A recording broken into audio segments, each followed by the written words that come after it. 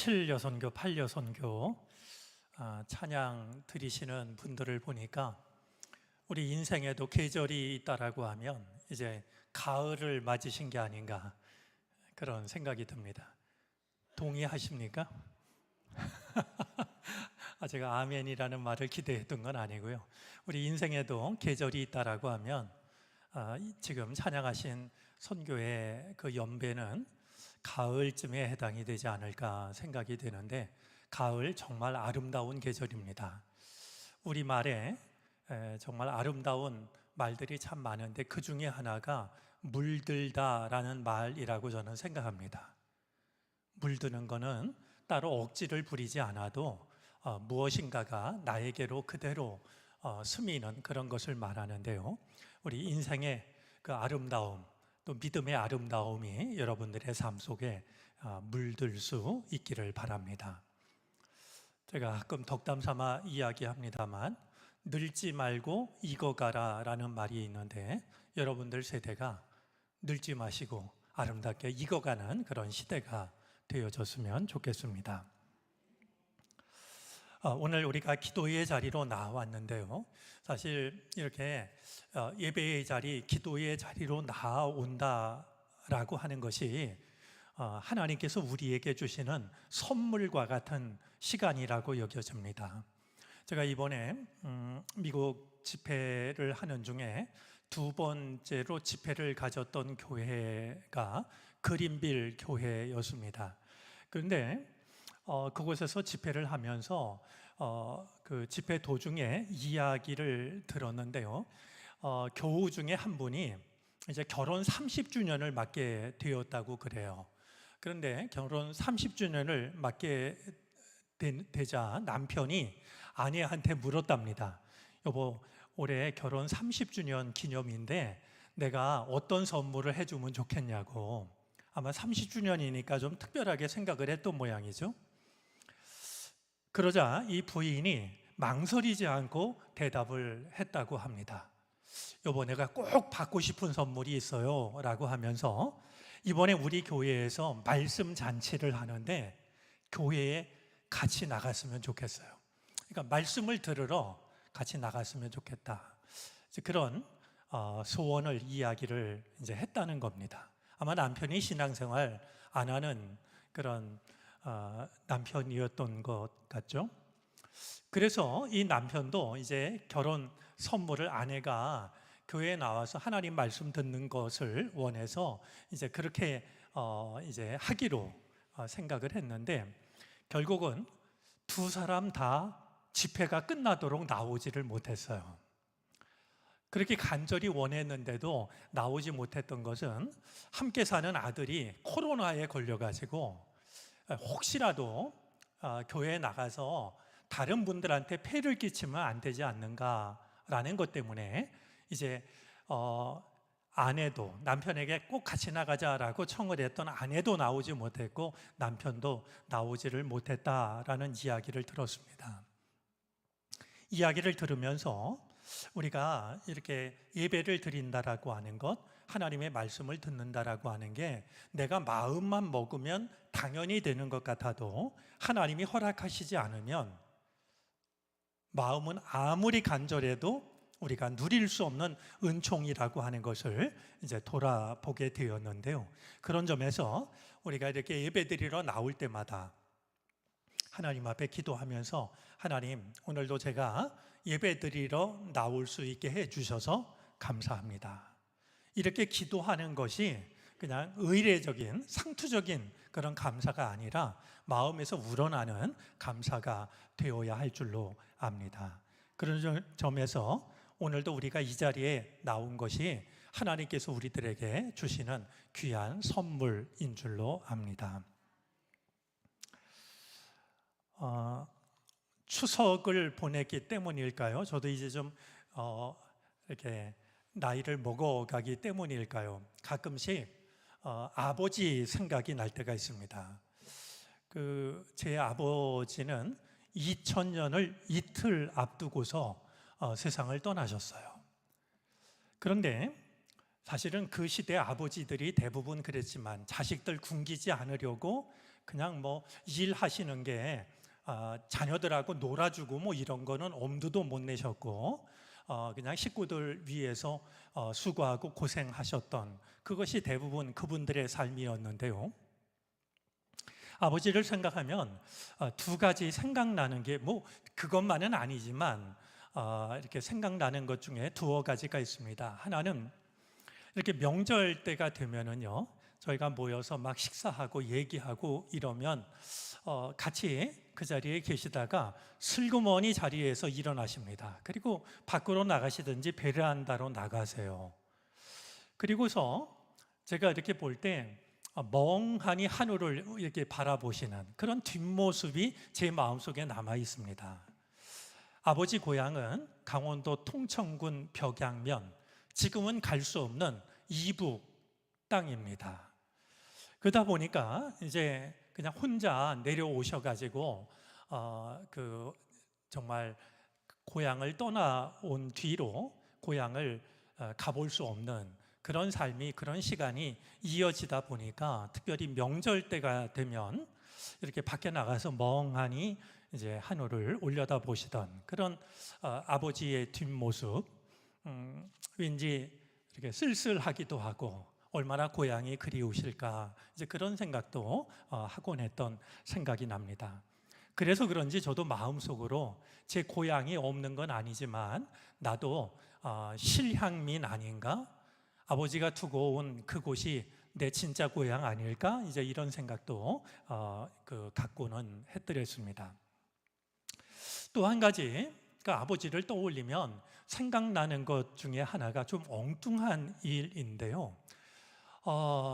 그 발 뒤꿈치에 박힌 굳은 살을 잘라내는 그런 모습이 있습니다. 이제 저도 뭐 아버지를 닮아서 비슷하다 생각이 드는데, 생각하면 아버지가 좀 더 하셨던 것 같아요. 이렇게 시간이 되면 발 뒤꿈치에 박힌 굳은 살을 베어내던, 저러다 이렇게 발이 베이는 거 아닐까? 이런 걱정이 들 만큼 굳은 살을 베어내던 그런 모습이 생각이 납니다. 굳은 살을 베어내는 아버지의 모습을 볼 때마다 가족을 위해 고생하시는, 또 희생하시는 그런 아버지의 삶이 저렇게 굳은 살로 바뀌었구나라는 이런 생각을 이제 하고는 했었죠. 오늘 이렇게 문득 아버지 이야기를 하는 것은 추석을 보냈기 때문이기도 하거니와 오늘 말씀이 사실은 굳은 살과도 관련이 있는 말씀이기 때문입니다. 오늘 성경 말씀은 하나님께서 하나님의 백성들에게 요구하시는 삶이 무엇인지를 일러주는 말씀입니다. 여러분, 우리가 신명기서를 지금 금요 기도회 때 말씀을 나누고 있는데요. 여러분, 우리 신명기서를 대할 때면 우리가 먼저 이렇게 생각을 해야 될 일이 있습니다. 저는 이 신명기서는 어떤 면에서는 모세의 유언장과 같은 말씀이 신명기라고 여겨집니다. 왜냐하면 이 모세는 자기가 이제 이 이스라엘 백성들을 가나안 초입까지 이끌어 가긴 가는데 더 이상은 이제 그 땅에 들어갈 수 없다라고 하는 사실을 잘 알고 있었고요. 이 신명기서는 이제 출애굽한 1세대가 다 광야에 뼈를 묻고 광야에서 태어난 2세대가 가나안 땅에 들어가기 직전에 가나안 땅에 들어가게 될 이스라엘 백성들에게 하나님의 말씀을 다시 한번 들려주는, 그래서 신명이라는 말의 뜻이 거듭 신자의 명할 명자, 다시 한번 하나님의 말씀을 들려주는 말씀이기 때문에 나는 못 들어가지만 그 땅에 들어갈 다음 세대에게 하나님의 말씀을 들려주고 있으니 그 마음이 얼마나 간절했겠습니까? 그런 점에서 생각하면 이 신명기야말로 모세의 유언장과도 같은, 제가 소개해드린 옛 말이 떠오르실지 모르겠는데요. 새는 죽을 때가 되면 노래가 슬퍼지고 사람은 죽을 때가 되면 말이 선해진다라는 그런 말이 있습니다. 이 모세는 이제 자기의 때가 다 된 것을 알고 있었고요. 이제 가나안 땅에 들어가게 될 이제 다음 세대에게 하나님의 말씀을 전하고 있으니 정말 간절한 마음으로 말씀을 전했을 텐데, 오늘 본문은 하나님께서 과연 하나님의 백성들에게 원하시는 게 무엇인지를 일러주고 있는 말씀이 되는 겁니다. 자, 그런 점에서 하나님과 평생을 동행했던 모세가 다음 세대에게 들려주고 있는 유언과 같은 말씀이라고 하는 점에서 우리가 귀를 기울일 필요가 있는데요. 모세는 오늘 본문을 통해서 두 가지를 이제 말씀을 합니다.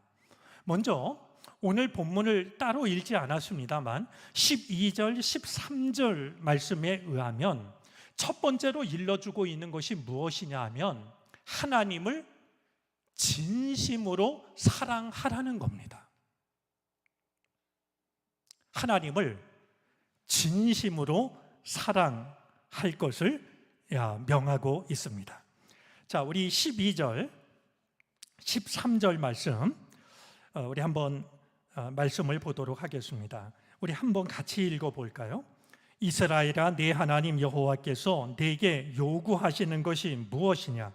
곧 네 하나님 여호와를 경외하여 그의 모든 도를 행하고 그를 사랑하며 마음을 다하고 뜻을 다하여 네 하나님 여호와를 섬기고 내가 오늘 네 행복을 위하여 네게 명하는 여호와의 명령과 규례를 지킬 것이 아니냐.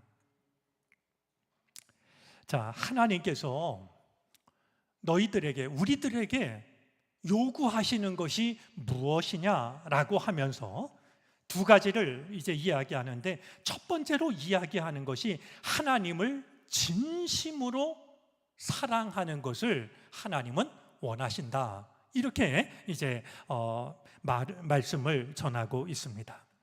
여러분이 12절, 13절 말씀에 보면 5가지 동사가 사용이 되는데요. 두려워하다, 걷다, 사랑하다, 섬기다, 지키다 라는 동사가 그것입니다. 하나님을 진심으로 사랑한다라고 하는 것은 하나님을 두려워하는 것이고 모든 길을 따르는 것이고 하나님을 사랑하는 것이고 마음을 다하고 정성을 다하여 하나님을 섬기는 것이고 하나님의 말씀을 지키는 것이다. 바로 이것이 이제 하나님을 사랑하는 길이라고 하는 것을 백성들에게 전하고 있습니다.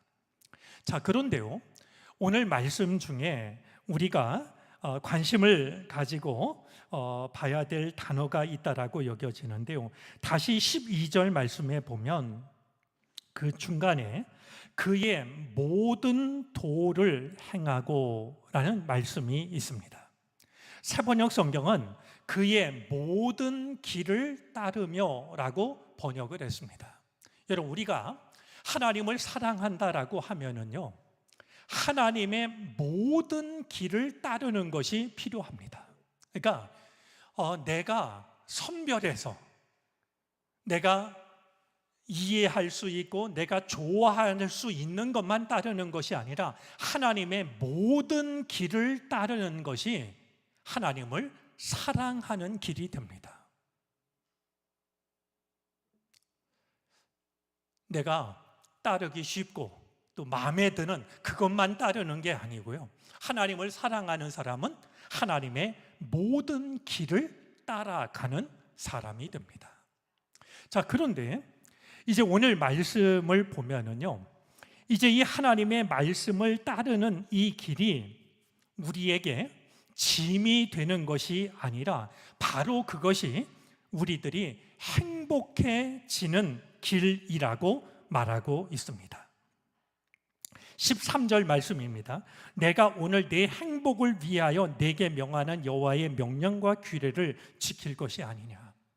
여러분, 우리가 하나님의 말씀을 모든 길을 따른다라고 하는 것이 때로는 너무 힘들게 여겨질 때가 있습니다. 짐처럼 여겨질 때가 있는데요, 오늘 모세가 하나님의 백성들에게 전하고 있는 말씀을 보면은요, 왜 하나님의 모든 길을 따르라고 말하고 있냐 하면 그것이 바로 너희들이 행복해지는 길이기 때문이라는 겁니다.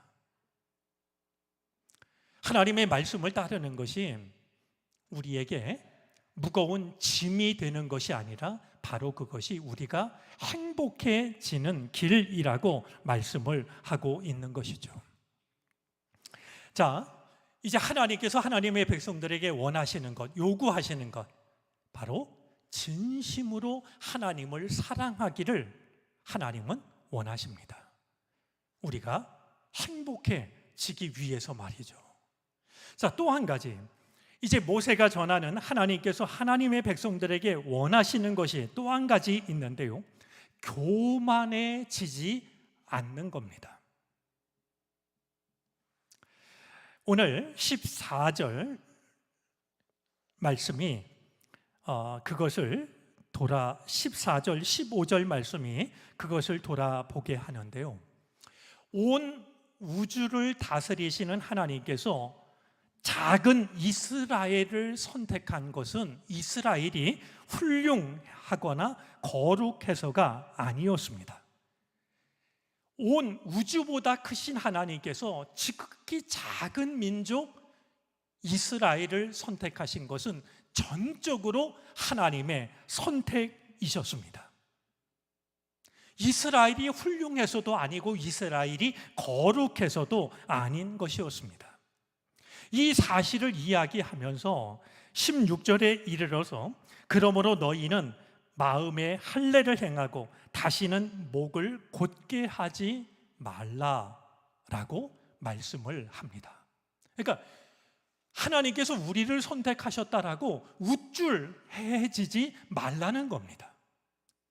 마치 온 세상 모든 민족보다 이스라엘이 훌륭해서 잘나서 특별해서 그래서 하나님이 자신들을 선택할 수밖에 없었다라고 그렇게 생각하면서 교만해지지 말 것을 일러주고 있는 겁니다. 사실 생각하면 우리도 다를 것이 없다라고 여겨집니다. 우리가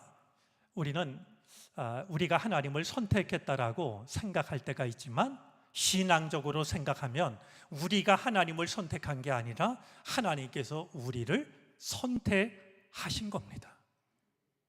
내가 훌륭해서, 내가 의로워서 하나님이 내가 다른 사람보다 특별해서 나를 선택하신 것이 아니라 자격 없기는 다 마찬가지지만 하나님께서 사랑하셔서 긍휼히 여기셔서 우리를 선택하셨다는 거예요. 그런 점에서 우리가 자랑할 수 있는 것은 아무것도 없습니다. 오늘 교만해지지 말라라고 하는 것을 두 가지로 일러주고 있는데요, 첫 번째는 마음의 할례를 받으라라는 것입니다. 몸에 할례를 받았다라고 해서 우쭐해지지 말라.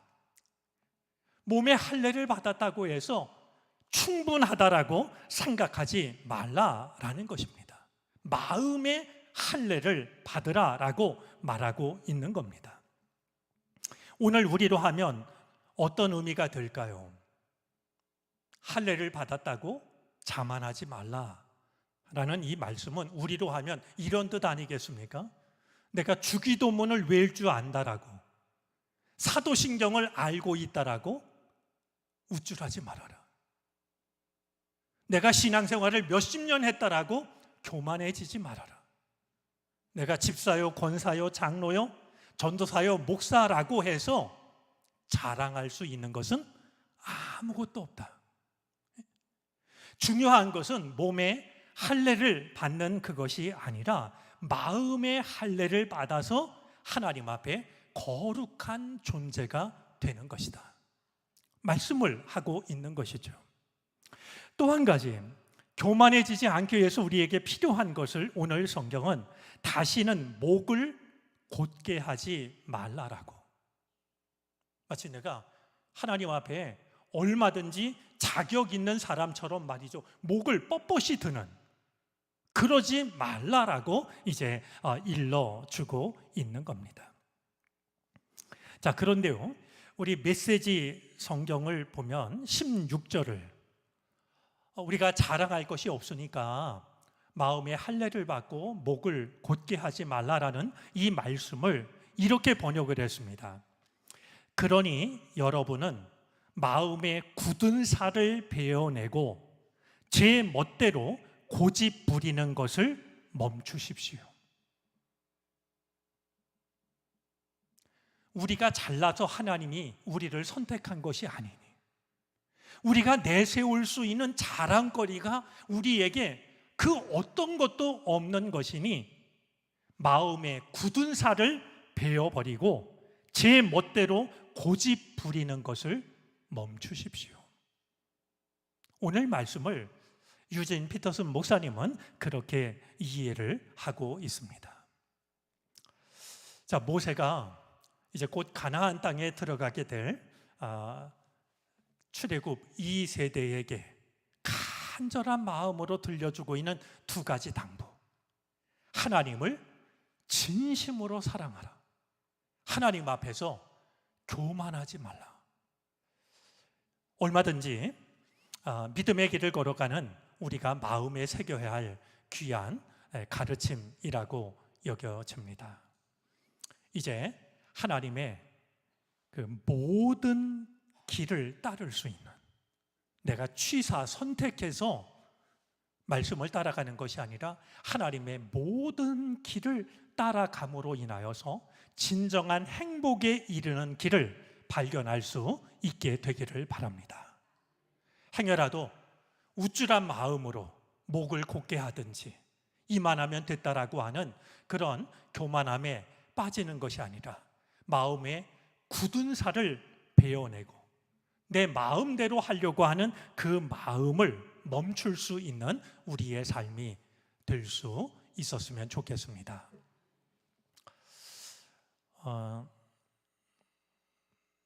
제가 생각할 때 이 세상에서 정말 가장 아름다운 빛깔이 있다라고 여겨지는데요, 가을 들판이라고 여겨집니다. 벼들이 익어가는 그 황금 물결이 일렁이는 가을 들판만큼 세상에 아름다운 것이 또 있을까라고 여겨지는데요, 이 계절이 우리에게 주는 귀한 가르침이 있다라고 여겨집니다.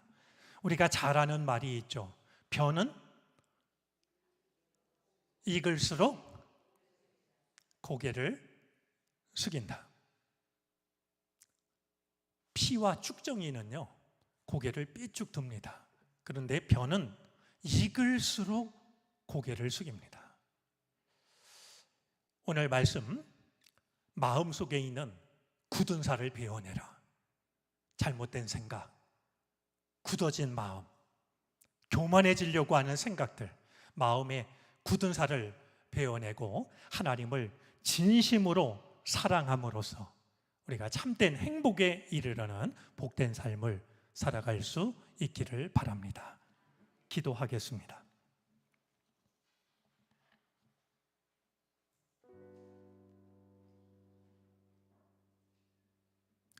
하나님께서 하나님의 백성들에게 요구하시는 것을 말씀을 통해 듣게 해주시니 감사를 드립니다. 하나님을 진심으로 사랑하게 해 주시옵소서. 하나님께서 원하시는 모든 길을 따르게 하시옵소서.